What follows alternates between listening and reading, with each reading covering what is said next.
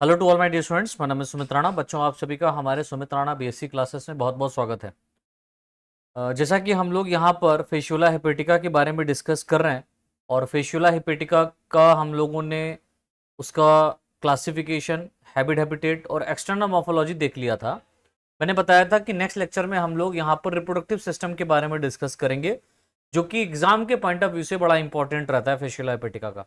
ठीक है, तो आज की क्लास में हम लोग रिप्रोडक्टिव सिस्टम के बारे में डिस्कस करेंगे और नेक्स्ट क्लास में हम इसकी लाइफ साइकिल के बारे में डिस्कस करेंगे। ठीक है, तो देखिए यहाँ पर हमारी हेडिंग पड़ी हुई है reproductive system of Fasciola hepatica. Fasciola hepatica, Fasciola hepatica में जनन तंत्र किस प्रकार का पाया जाता है, कैसा होता है, इसकी पूरी जानकारी आज के इस लेक्चर के द्वारा आपको मिल जाएगी। ठीक है, देखिए भाई, लिखा हुआ है यहां पर फेशियोला हिपेटिका एक हर्माफ्रोडाइट को हिंदी में कहते हैं उभयलिंगी। फेशियोला हिपेटिका एक हर्माफ्रोडाइट ऑर्गेनिज्म होता है। कहने का मतलब क्या होता है हर्माफ्रोडाइट कहने का मतलब होता है कि ऐसा ऑर्गेनिज्म जिसके अंदर मेल और फीमेल सेक्स ऑर्गन एक साथ ही प्रेजेंट होते हैं। ठीक है, एक ही इंडिविजुअल के अंदर मेल फीमेल बोथ गोनेट्स पाए जा रहे हैं, सेक्स ऑर्गन पाए जा रहे हैं, ऐसे ऑर्गेनिज्म को बाइसेक्सुअल या हर्माफ्रोडाइट कहते हैं। तो फेशियोला हिपेटिका एक हर्माफ्रोडाइट ऑर्गेनिज्म होता है जिसमें well developed male and female gonads दोनों ही एक साथ पाए जाते हैं। ठीक है, जिसमें well developed male and female gonad को हिंदी में कहते हैं जनद। ठीक है, अब जनद कहने का मतलब क्या होता है? जनद कहने का मतलब होता है टेस्टिस भी यहां पर मिलेगा आपको और ओवरी भी देखने को मिलेगा। टेस्टिस और ओवरी दोनों एक साथ पाए जाएंगे। अब जाहिर सी बात है, टेस्टिस और ओवरी अगर पाए जा रहे हैं एक साथ, तो टेस्टिस को हम लोग नर जनन तंत्र कहेंगे और ओवरी को हम लोग मादा जनन तंत्र के अंतर्गत पढ़ेंगे। That means male reproductive system और फीमेल रिप्रोडक्टिव सिस्टम के रूप में पढ़ेंगे। तो जाहिर सी बात है कि फेशियोला हेपेटिका में आपको दो स्पेशली इसके अंदर सिस्टम पढ़ने, एक तो मेल रिप्रोडक्टिव सिस्टम, दूसरा फीमेल रिप्रोडक्टिव सिस्टम। इसके रिप्रोडक्टिव सिस्टम है। तो पहला यहां पर हम डिस्कस करेंगे मेल रिप्रोडक्टिव सिस्टम, है ना, नर जनन तंत्र कैसा पाया जाता है फेशियोला हेपेटिका में, तो वो देखना है। देखिए लिखा हुआ है फेशियोला के मेल रिप्रोडक्टिव सिस्टम में मुख्य स्ट्रक्चर टेस्टिस के रूप में होता है। ठीक है, यानी कि जो मेल रिप्रोडक्टिव सिस्टम पाया जा रहा है उसमें जो मेन स्ट्रक्चर होगा वो किस रूप में होगा बेटा? टेस्टिस के रूप में होता है। इसके अलावा टेस्टिस के अलावा भी यहां पर बहुत सारे स्ट्रक्चर पाए जाते हैं जो कि टेस्टिस के अंदर जो स्पर्म प्रोड्यूस होते हैं उनको ले जाकर के सीधे डायरेक्ट किसी दूसरे फेशियोला हेपेटिका की बॉडी के अंदर इंजेक्ट कराएगा ना, तो वो कैसे होगा? उसके लिए भी यहां पर कुछ स्ट्रक्चर पाए जाते हैं, जैसे वासा डिफरेंशिया, ठीक है, seminal vesicle, ejaculatory duct, prostate gland और सीरस या पेनिस मेल रिप्रोडक्टिव सिस्टम के कंपोनेंट होते हैं। अन्य भी यहां पर जो आप देखेंगे टेस्टिस के अलावा जो मेल रिप्रोडक्टिव कंपोनेंट्स पाए जा रहे हैं वो वासा डिफरेंशिया हो गया, सेमाइनल वेसिकल हो गया, इजेकुलेटरी डक्ट हो गया, और यहां पर एक एसेसरी ग्लैंड के रूप में पाई जाती है जिसको हम लोग बोलते हैं प्रोस्टेट ग्लैंड। ठीक है, इसे डिफरेंट टाइप के या एक स्पेसिफिक जो है ना एंजाइम सेक्रेट होता है जिससे मेल स्पर्म जो होते हैं वो मोबिलिटी में तेज हो जाते हैं, मोबिलिटी में सहायता प्रदान करता है एंजाइम। तो प्रोस्टेट ग्लैंड, इसके साथ साथ सीरस जिसको हम लोग पेनिस भी कहते हैं, और ये कपुलेशन के दौरान, ठीक है, कपुलेशन में ये सहायता करता है, कपुलेशन के दौरान पेनिस के रूप में कार्य करता है, जो कि फीमेल वेजाइना के अंदर, यानी कि जो यहां पर फीमेल रिप्रोडक्टिव सिस्टम पाया जा रहा है उसके वेजाइना के अंदर ये इंजेक्ट होगा, ये एजुकुलेट होगा और स्पर्म वहां पर एजुकुलेट किए जाएंगे। ठीक है, अब देखिए हम लोग हर एक कंपोनेंट को डिटेल में पढ़ते हैं। तो सबसे पहले हमको क्या पढ़ना है? टेस्टिस पढ़ना है ना, वृषण इसको हिंदी में कहते हैं। देखिए क्या लिखा हुआ है, फेशियोला हिपेटिका के अंदर मुख्य रूप से मेल सेक्स ऑर्गन टेस्टिस के रूप में होता है। ठीक है, नेक्स्ट वन देखिए लिखा हुआ है यह टेस्टिस दो या दो से अधिक कॉइल्ड, ट्यूबुलर, ब्रांच स्ट्रक्चर के रूप में अरेंज रहते हैं। अब देखिए जो टेस्टिस होते हैं ये एक ऑर्गेनिज्म के अंदर, एक फेशियोला के अंदर दो हो सकते हैं, और फेशियोला ही नहीं बल्कि अगर हम लोग यहाँ पर फाइलम प्लेटीहेल्मिन्थेस की बात करें तो फाइलम प्लेटीहेल्मिन्थेस के अंदर अन्य जो सदस्य आ रहे हैं उनके अंदर ये टेस्टिस 2 से अधिक भी हो सकते हैं।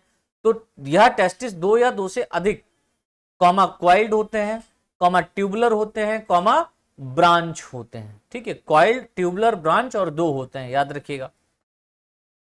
नेक्स्ट पॉइंट देखिए, लिखा हुआ है प्रत्येक टेस्टिस की इनर एपिथेलियम लेयर की सेल मुख्यतः स्पर्म को प्रोड्यूस करती है। मेनली किसको प्रोड्यूस करती है? स्पर्म प्रोड्यूस करती है भैया, मेनली स्पर्म को प्रोड्यूस करती है। नेक्स्ट हेडिंग देखिए हमारी लिखी हुई है वासा डिफरेंशिया, जिसको हम लोग कॉमन स्पर्म डक्ट के नाम से भी जानते हैं। किस नाम से जानते हैं बेटा? Common sperm duct. देखो क्या कह रहा है ये वासा डिफरेंशिया, क्या कह रहा है?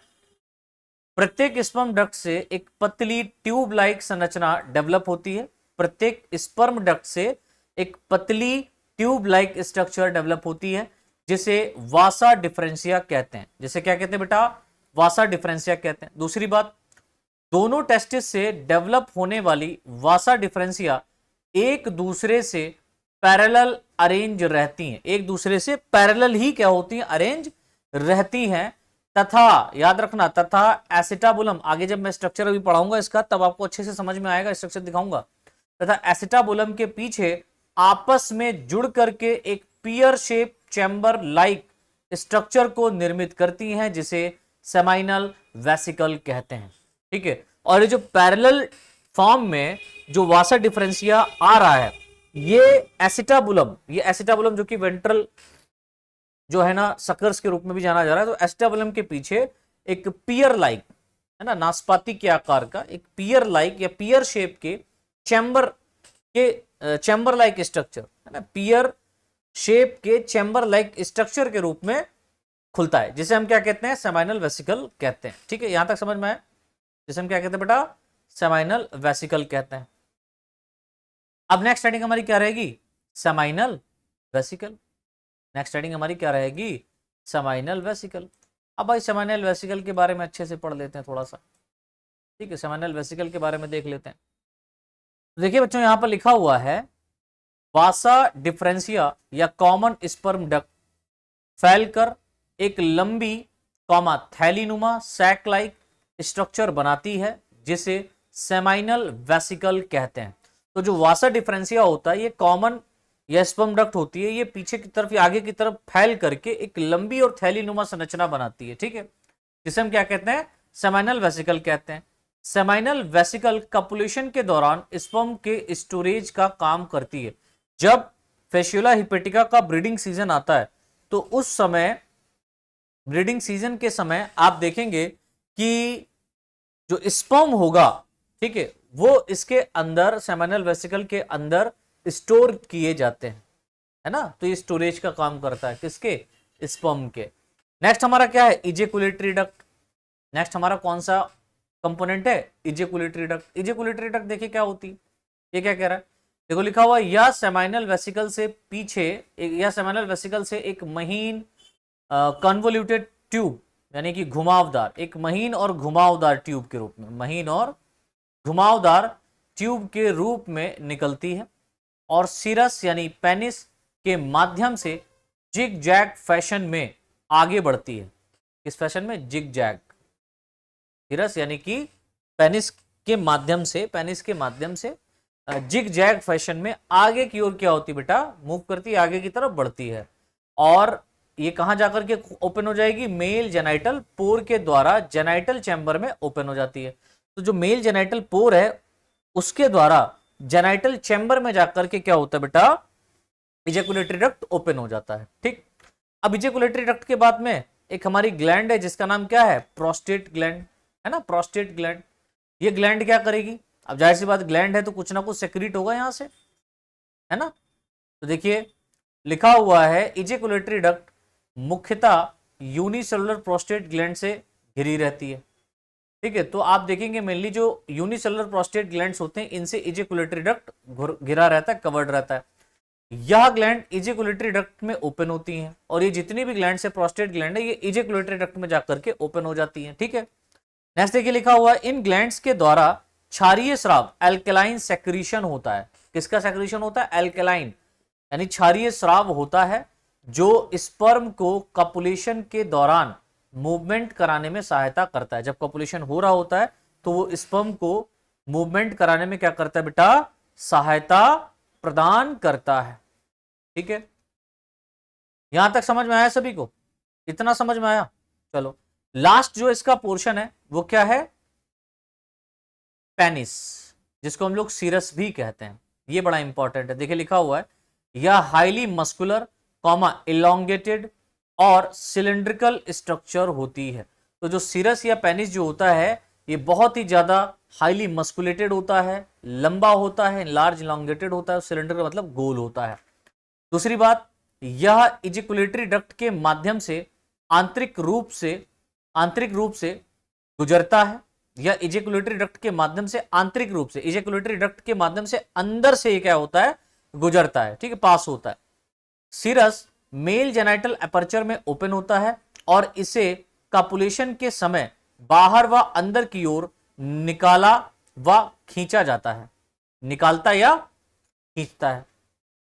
ठीक है, जैसे सीरस ये बाहर जा रहा है फिर अंदर आ रहा है, बाहर जा रहा है अंदर जा रहा है, बाहर जा रहा है, अंदर जा रहा है, बाहर आ रहा है।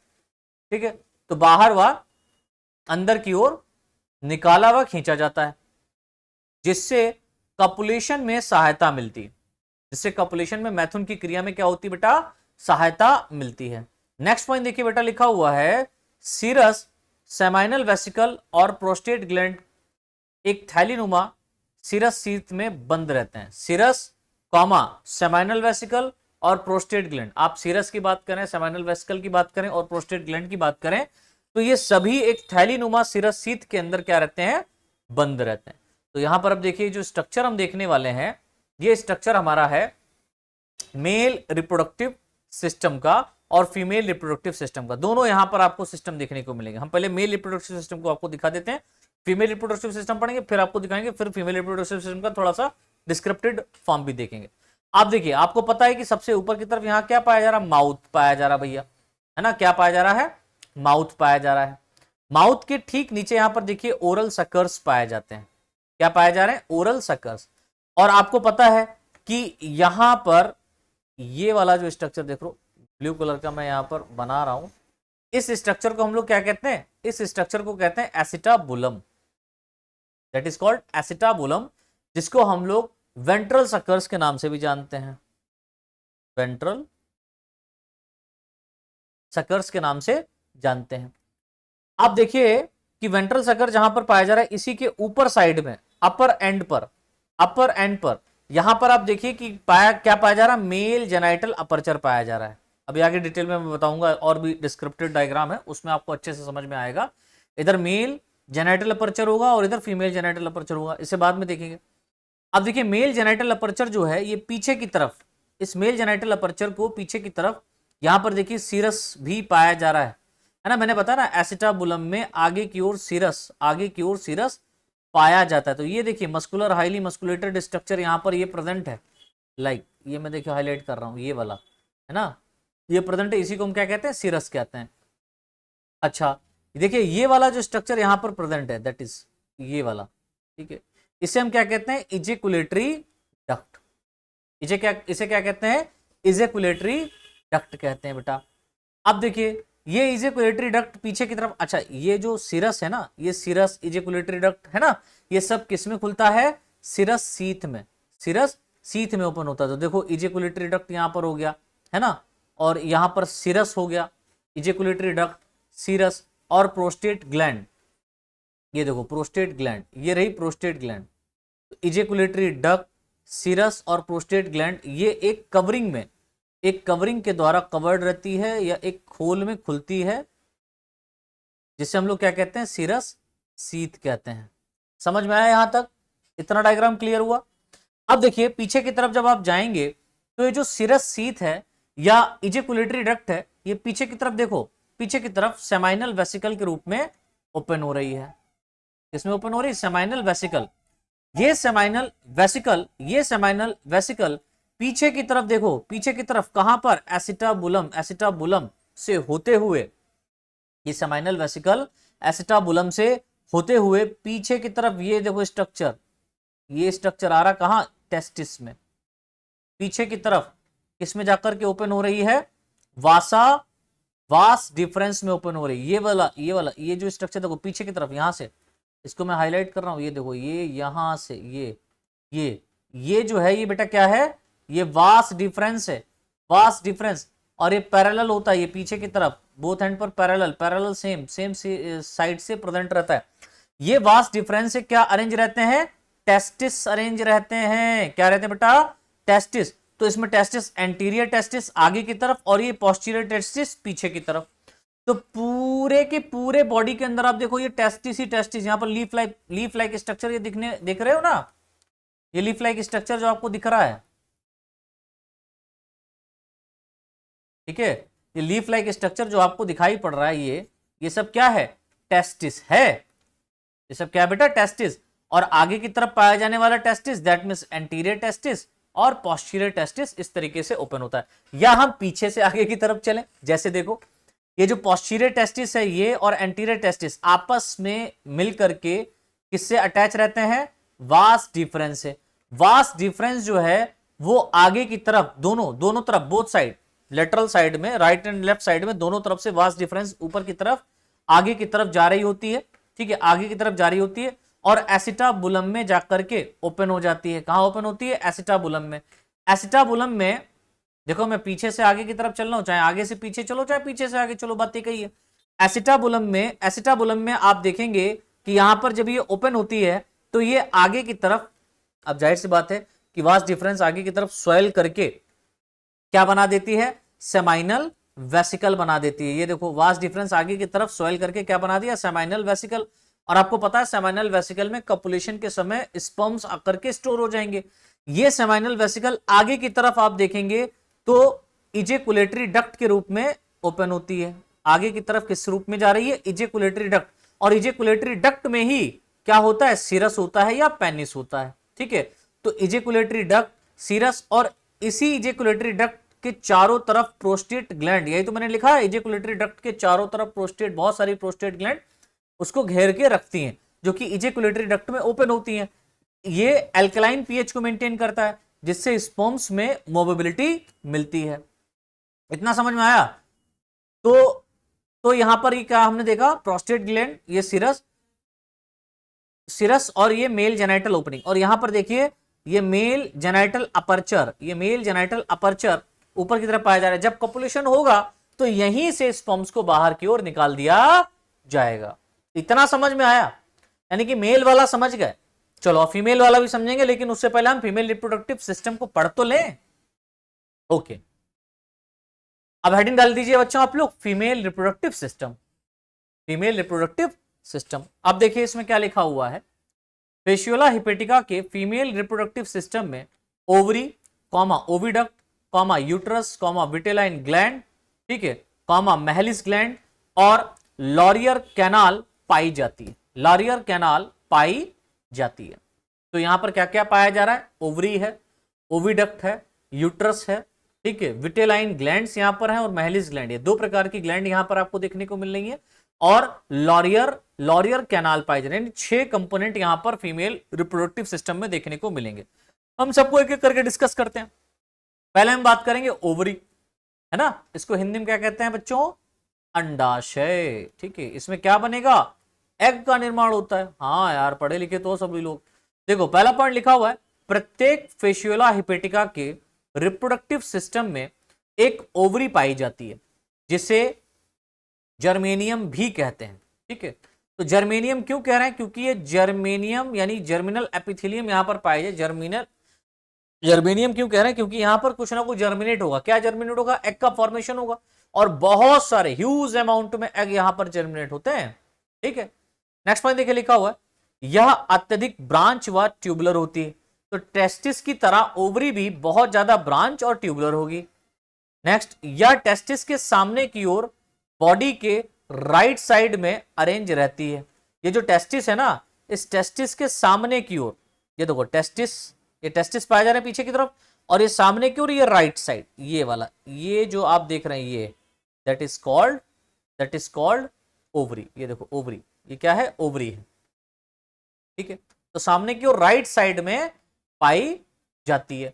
नेक्स्ट पॉइंट देखिए लिखा हुआ है ओवरी फेशियोला की बॉडी में लगभग एक तिहाई हिस्से को कवर करती है। ठीक है, तो जो ओवरी होती है ये फेशियोला की बॉडी में अगर आप देखेंगे तो एक तिहाई हिस्से को कवर कर रही है और बाकी पूरे बॉडी में टेस्टिस फैला रहता है। ठीक है, नेक्स्ट हमारा क्या हेडिंग रहेगा, ओविडक्ट। अब जाहिर सी बात है ओवरी जो है इनसे क्या अराइज होंगे, ओविडक्ट अराइज होंगे। तो देखिए लिखा हुआ है ओवरी की all branches short and narrow comma tube में ओपन होती हैं। ठीक है, ओवरी की ऑल ब्रांचेस, जितनी भी ब्रांचेस होती हैं ये सभी एक शॉर्ट और नैरो ट्यूब में ओपन होती है जिसे ओविडक्ट कहते हैं। ठीक है, ओविडक्ट तिरछी तरह से नीचे की ओर जाती है, तिरछी ऑब्लिकली नीचे की ओर जाती है और मीडियन विटेलाइन डक्ट में ओपन हो जाती है। ये जो ओविडक्ट होता है ये तिरछे तरह से नीचे की तरफ जाएगी और मीडियन विटेलाइन डक्ट में क्या होती है बेटा, ओपन हो जाती है। अब हम बात करेंगे यूट्रस के बारे में, है ना। यूट्रस, इसको हिंदी में क्या कहते हैं बच्चों, गर्भाशय कहते हैं। ठीक, यूट्रस में जाहिर सी बात है बेबी का डेवलपमेंट होता है, तो यहां पर जो फर्टिलाइज्ड एग होंगे उनको डेवलप किया जाएगा। फर्टिलाइजेशन जब इसकी लाइफ हिस्ट्री देखेंगे तो वहां पर सब डिटेल में समझेंगे। देखिए लिखा हुआ है यह एक long comma broad comma tubular structure होता है जो जेनाइटल अट्रियम में फीमेल रिप्रोडक्टिव होल द्वारा ओपन होता है। यानी होल के ना फीमेल रिप्रोडक्टिव चक्र के ना मतलब बहुत सारे यहां पर फीमेल रिप्रोडक्टिव कंपोनेंट हैं, उसके द्वारा क्या होता है, ये ओपन होता है। इस यूट्रस में अनेक फर्टिलाइज एग स्टोर्ड रहते हैं जिन्हें क्या कहते हैं बच्चों, कैप्सूल कहते हैं। और इसी यूट्रस में बहुत सारे फर्टिलाइज एग पाए जाते हैं, ठीक है, जिन्हें कैप्सूल कहते हैं। नेक्स्ट पॉइंट देखिए लिखा हुआ है फेशियोला में एग फॉर्मेशन का रेट ज्यादा होता है, अतः किसी एडल्ट फेशियोला के यूट्रस में लगभग 3000 से भी ज्यादा फर्टिलाइज्ड एग स्टोर्ड रहते हैं। तो फेशियोला के बॉडी के अंदर आप देखेंगे कि जो एग का फॉर्मेशन का रेट है ये ज्यादा है, जिसके कारण आप देखेंगे कि जो फर्टिलाइज्ड एग होंगे वो करीबन 3000 से भी अधिक स्टोर फॉर्म में प्रेजेंट रहेंगे। ठीक, अब इसके बाद में यूट्रस जो होता है वो विटेलाइन डक्ट के रूप में आगे की तरफ ओपन होता है, खुलता है। तो विटेलाइन डक्ट क्या देखिए लिखा हुआ है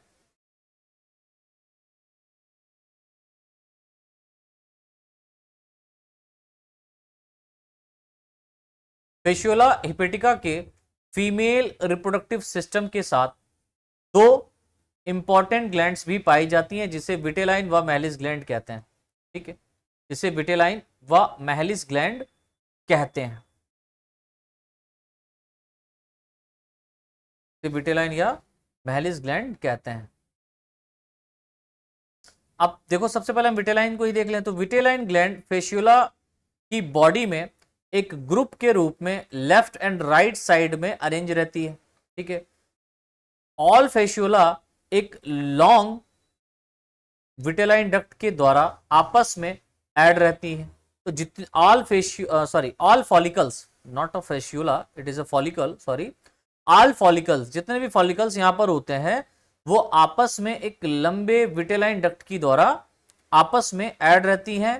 दोनों ओर की विटेलाइन डक्ट एक ट्रांसवर्स विटेलाइन डक्ट की सहायता से आपस में ऐड रहती है। ठीक है, विटेलाइन डक्ट स्पेशल टाइप की यॉर्क सेल्स को प्रोड्यूस करती हैं जो डेवलप्ड होने वाले एम्ब्रियो को न्यूट्रिशन प्रोवाइड करने में सहायता करती हैं। अच्छा, ये विटेलाइन डक्ट है क्या, देखो विटेलाइन ग्लैंड और विटेलाइन डक्ट है क्या, स्पेशली ये समझो। वो विटेलाइन ग्लैंड कर देना बच्चों, यहां पर ये समझो। ये जो आप देख रहे हैं किनारे किनारे पे, ये लेटरली बोथ साइड पे, ये जो लेटरली एंड पर आप देख रहे हैं ये बहुत सारा, ये पूरा झुंड जो पाया जा रहा है इसी को हम क्या कहते हैं, विटेलाइन ग्लैंड कहते हैं। और ये सारी की सारी vitelline gland internal longitudinal vitelline duct के द्वारा आपस में अटैच रहती हैं, ऐड रहती हैं। और ये सब आपस में मिलकर के एक बड़ी सी डक्ट बनाते हैं जिसको हम लोग क्या कहते हैं, विटेलाइन डक्ट। आपस में क्या रहती हैं, ऐड रहती हैं। और ये विटेलाइन डक्ट पैरेलली फॉर्म में आगे की तरफ मूव करती है। और ये दो विटेलाइन डक्ट जो आप देखेंगे, एक ये वाली विटेलाइन डक्ट और एक ये वाली विटेलाइन डक्ट, ये दोनों विटेलाइन डक्ट एक बीच में देखो इस तरीके से एक अन्य यहां पर डक्ट पाई जाती है जिसको हम लोग ट्रांसवर्स विटेलाइन डक्ट कहते हैं। उसके द्वारा ये दोनों विटेलाइन डक्ट आपस में जुड़ी रहती हैं। ठीक है, दोनों विटेलाइन डक्ट आपस में क्या करती हैं बच्चा, जुड़ी रहती हैं। और ये विटेलाइन डक्ट जो होती है ये आप देखेंगे ये आगे की तरफ इस तरीके से मीडियन विटेलाइन डक्ट से ऐड हो जाती है। तो मीडियन विटेलाइन डक्ट जो यहां पर, ट्रांसवर्स विटेलाइन डक्ट जो यहां पर पाई जा रही हैं, ये transverse vitelline duct median vitelline duct से, मीडियन विटेलाइन, मीडियन कहने मतलब बीच में, ट्रांसवर्स के बीचों बीच में ये विटेलाइन डक्ट पाई जाएगी, जहां आप देखेंगे कि महलिस ग्लैंड भी आगे की तरफ अरेंज रहेगी। तो मैं आपको फिर से एक बार क्लियर कर दूं, ये मेल वाला मैं हटा दूं, फिर मैं आपको समझाने का प्रयास करता हूं, तब अच्छे से समझ में आएगा। ठीक है, ये हटा देते हैं बच्चा, तब आपको बताते हैं कि भैया मैं कहना क्या चाहता हूं। ठीक है, विटेलाइन डक्ट की बात हो रही है, चलो पहले पढ़ लो, पहले थ्योरी समझ लो। अब हम बात करते हैं किसकी, ये तो विटेलाइन डक्ट हो गई। विटेलाइन डक्ट विटेलाइन ग्लैंड्स के द्वारा क्या रहती है, अरेंज रहती है। तो विटेलाइन डक्ट को हो, या यहीं पर हेडिंग पड़ जाएगी आपकी विटेलाइन ग्लैंड, दोनों। ठीक है, दोनों की बात हो रही है। अब देखिए हम बात करते हैं महलिस ग्लैंड की। तो महलिस ग्लैंड क्या कह रही है, देखो लिखा हुआ, इन ग्लैंड्स को नॉर्मली सेल ग्लैंड्स भी कहते हैं। ठीक है, दूसरी बात, यह एक प्रकार की यूनिसेलुलर ग्लैंड्स का ग्रुप होता है। छोटी छोटी सेल्स यहां पर पाई जा रही हैं, यूनिसेलुलर, यूनिसेल मतलब एक एक कोशिका यहां पर पाई जा रही है, और उन पूरी सारी की सारी कोशिकाएं आपस में मिलकर के ग्लैंड का फॉर्मेशन कर देने ग्रुप के रूप में। ठीक है, जिसको महलिस ग्लैंड ही कह रहे हैं, जो ओविडक्ट व यूट्रस के फंक्शन पर कंट्रोल करता है। और ये ओविडक्ट और यूट्रस के फंक्शन पे क्या करेगा, कंट्रोल करेगा। इस ग्लैंड द्वारा सेक्रीट मटेरियल की सहायता से मेल स्पर्म व फीमेल एग का मूवमेंट में सहायता मिलती है। तो मेल स्पर्म में और फीमेल का जो एग है उसको भी तो मूव कराया जाएगा, आगे की तरफ यूट्रस में भेजा जाएगा, तो उसमें क्या होता है, सहायता मिलती है। नेक्स्ट हेडिंग देखिए बच्चों, यहां पर पढ़ा हुआ है लॉरियर कैनाल। लॉरियर कैनाल क्या होता है, लॉरियर कैनाल क्या होता है समझो। देखो, ब्रीडिंग सीजन के दौरान डॉर्सल बॉडी की सतह पर एक टेम्पररी ओपनिंग डेवलप हो जाती है।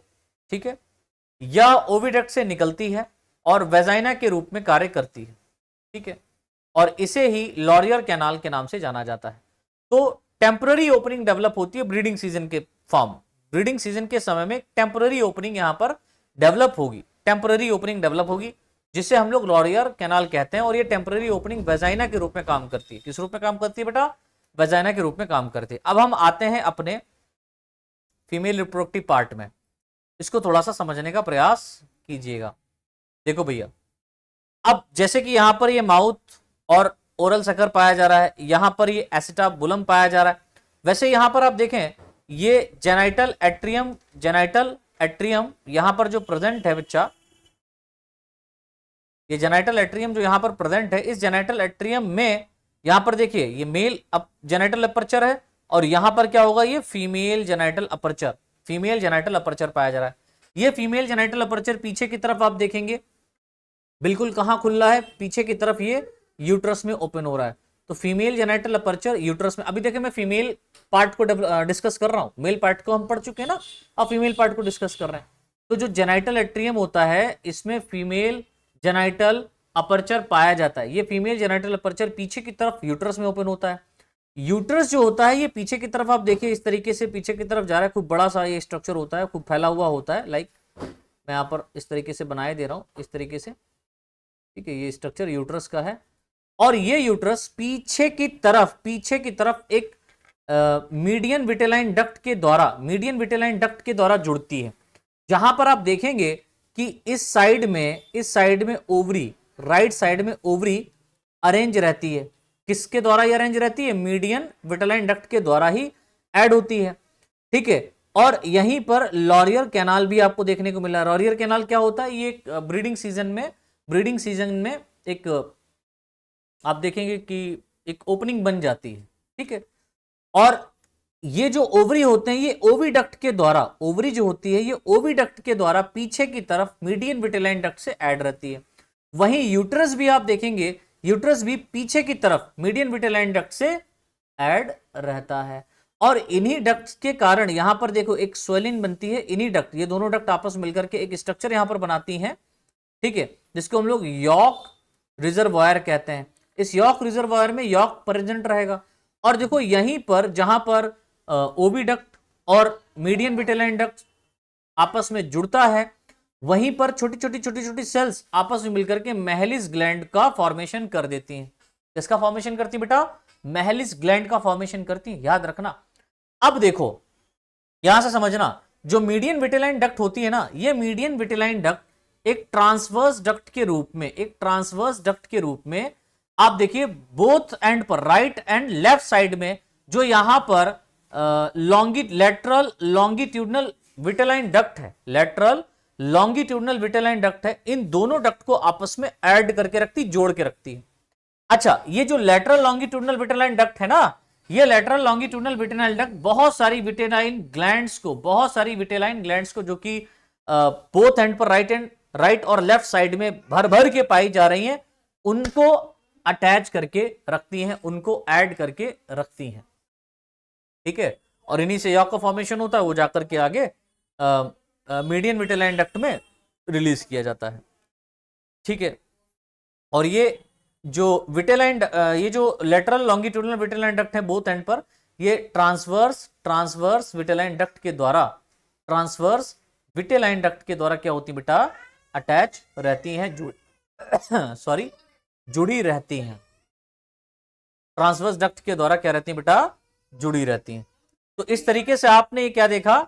ये हमने देख लिया फीमेल रिप्रोडक्टिव सिस्टम जो फेशियोला पेटिका में पाया जा रहा है। अच्छा, इसका थोड़ा सा और डिस्क्रिप्टिव मेथड अगर आप देखें फीमेल रिप्रोडक्टिव सिस्टम के, ये इसको और इंटरनली आप देखें, फीमेल को ही, मेल वाले को हटा दिया, फीमेल वाला आ गया, तो आप देखें यहां पर किस तरीके से आपको दिखाई देगा। यहां पर देखिए आगे की तरफ ये इसका ओरल ग्रुप पाया जा रहा है, ओरल कैविटी है, और यहां पर देखिए मेल जेनाइटल अपर्चर देखने को मिल रहा है, लाइक दिस। मैं इसको हाईलाइट करता हूं, ये मेल जेनाइटल अपर्चर है, ये क्या है? मेल जेनाइटल अपर्चर है, और ये फीमेल जेनाइटल अपर्चर है। तो मेल जेनाइटल अपर्चर और फीमेल जेनाइटल अपर्चर ये दोनों ही जेनाइटल एट्रियम में एक साथ ओपन होते हैं। देखो मेल जेनाइटल अपर्चर जो है ये पीछे की तरफ पेनिस और सीरस के रूप में मूव करता है, और ये एक सीरस सैक के अंदर, ठीक है, प्रोस्टेट ग्लैंड है ना, और मेल जेनाइटल अपर्चर, और यहीं पर आप देखिए फीमेल जेनाइटल पोर है ना, और इजेकुलेटरी डक्ट, क्या मैं कर रहा हूं? इजेकुलेटरी डक्ट, ये सभी सीरस सैक के अंदर क्या होते हैं? कवर्ड रहते हैं। सीरस सैक में क्या होते हैं? कवर्ड रहते हैं। ये देखो मैं सिर्फ अभी मेल की बात कर रहा हूं, मैं फीमेल की बात नहीं करता। चलो, मेल जेनाइटल डक्ट पीछे की तरफ आप देख रहे हैं, यहां पर क्या है? पेनिस या सीरस के रूप में है। ये देखिए कुप डिवीजन हुआ है यहां पर, और ये देखो इस तरीके से सर्कुलर फॉर्म में यहां पर क्या पाया जा रहा है? ये पेनिस या सीरस प्रेजेंट है। ठीक है, पीछे की तरफ आप देखेंगे कि जो इजेकुलेटरी डक्ट है, ये इजेकुलेटरी डक्ट पीछे की तरफ सेमाइनल वेसिकल के रूप में ओपन होती है, जहां पर स्पर्म आकर के स्टोर्ड रहते हैं। ये सेमाइनल वेसिकल है बच्चा, ठीक है, ये क्या है? सेमाइनल वेसिकल है।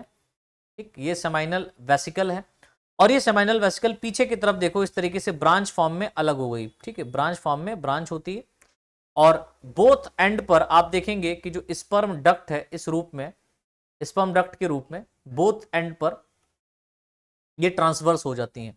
ठीक है, और ये पीछे जाकर के आप देखेंगे कि जो testis, anterior testis, posterior testis है, उनसे अटैच हो जाएगा, और स्पर्म आगे की ओर लेकर के आएगा। ठीक, अब वहीं अगर हम लोग फीमेल की बात करें तो ये जरा समझ लेना, मेल तो हमने समझ ही लिया था, दोबारा से भी यहां पर हमने देख लिया।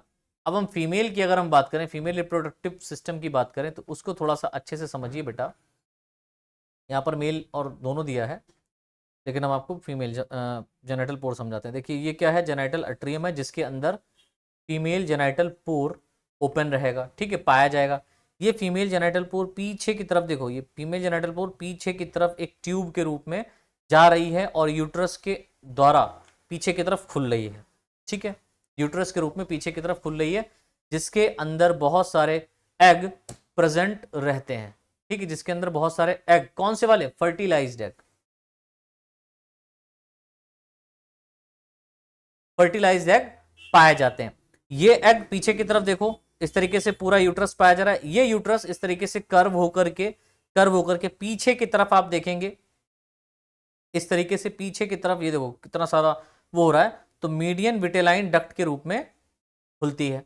तो ये जो यूट्रस है ये मीडियन विटेलाइन डक्ट में जाकर के ओपन होता है। मीडियन विटेलाइन डक्ट से ही यहां पर आप देखेंगे कि इधर की ओर ओविडक्ट पाया जा रहा है। क्या पाया जा रहा है बेटा?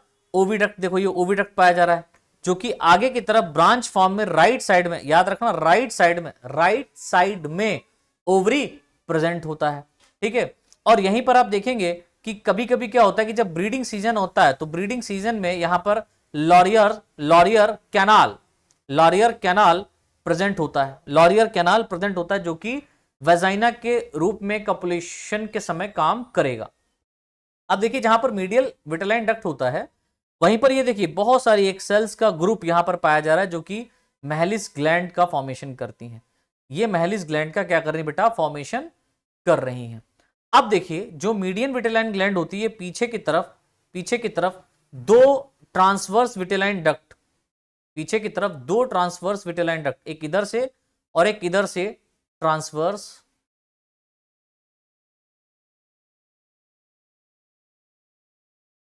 विटेलाइन डक्ट के रूप में आएंगी और यहां पर एक शैक का, एक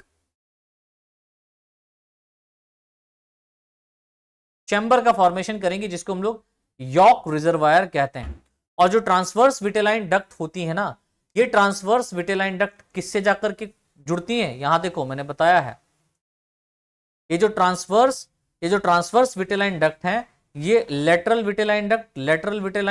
लॉन्गिट्यूडनल विटेलाइन डक्ट से और lateral longitudinal vitelline duct vitelline glands के द्वारा जुड़ती हैं। तो बेटा इस तरीके से आपने ये देखा, कंप्लीट फॉर्म में हमने क्या देख लिया कि जो फेशियोला हेपेटिका का मेल रिप्रोडक्टिव सिस्टम और जो फीमेल रिप्रोडक्टिव सिस्टम है उसको अच्छे से बारीकी से हमने यहां पर विद डायग्राम और अच्छी सी थ्योरी के माध्यम से समझ लिया। ठीक है, आई होप आपको ये लेक्चर बहुत अच्छा लगेगा और बहुत अच्छे से समझ में आएगा, क्योंकि यहां पर बहुत ही ज्यादा सिंपल फॉर्म में आपको थ्योरी के रूप में पूरा का पूरा जो है ना स्ट्रक्चर समझाया है, विद डायग्राम आपको यहां पर समझाने का प्रयास किया है फेशियोला हेपेटिका के रिप्रोडक्टिव सिस्टम को। नेक्स्ट लेक्चर में बच्चों हम लोग यहां पर डेफिनेटली इसका जो लाइफ साइकिल होगा, ठीक है, या इसके अंदर जो फर्टिलाइजेशन होगा, जाहिर सी बात है कि कपुलेशन कैसे होगा, फिर फर्टिलाइजेशन कैसे होगा, तो पूरी लाइफ हिस्ट्री को हम डिस्कस करेंगे। ठीक है, तो आज के लिए बच्चों इतना ही। बहुत बहुत धन्यवाद। जय हिंद, जय भारत।